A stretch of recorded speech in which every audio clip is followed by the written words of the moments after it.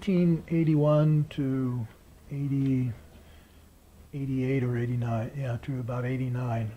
Because in 89 I began working for the Office of Superintendent of Public Instruction. So it was that 8-year period.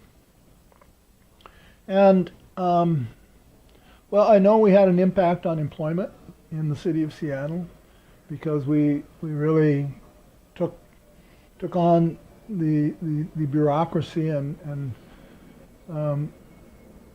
there was an incident where at Seattle City Light, which is the biggest department in the city, and there just seemed to us to be an overt attempt to, affirmative action wasn't meant for Latinos. And we really challenged that. And we ended up being in the newspaper.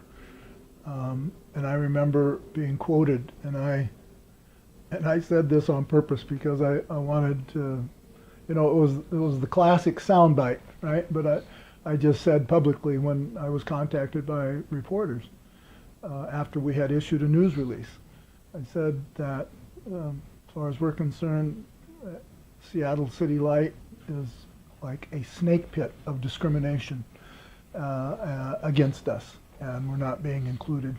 And sure enough, the next day in the newspaper, the front page article, and I think I still have that article. I have a lot of interesting newspaper articles that go back to the Concilio, things that we had done. But sure enough, that statement was on the front page of the Seattle Post-Intelligencer the next day.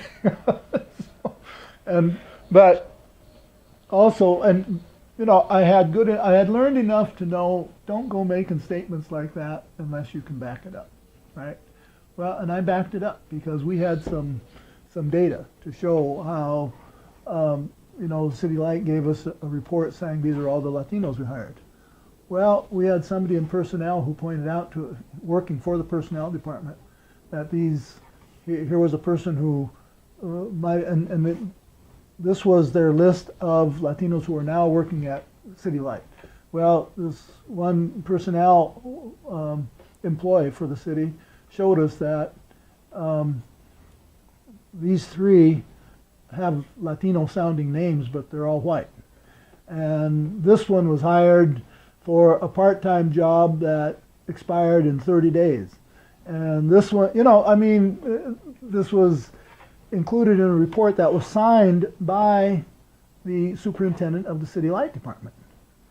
Well, what we knew is that this was staff work given to the superintendent. He didn't come up with that list, but it had his signature on it.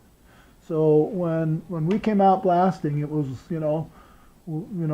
we've got this information from superintendent such and such, and this is why we think this is so wrong, and why I made the statement about being a snake pit of discrimination and all that. So, but I had done my homework, and that day I remember getting a call from the top aide to the mayor saying, Ricardo, Joe Recchi is embarrassed, Mayor Royer is embarrassed, I'm embarrassed, and let's just get this resolved and find a time to sit down and let's talk about a plan to get more Latinos hired. And so they did. They came up with a plan, a specific plan that said we're going to have over, in the next 24 months or whatever it might have been, that we're going to hire so many Latinos.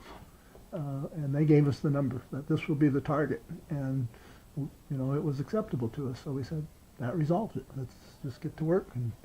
But, so that was kind of a big deal for us, that we could take on the city bureaucracy and win.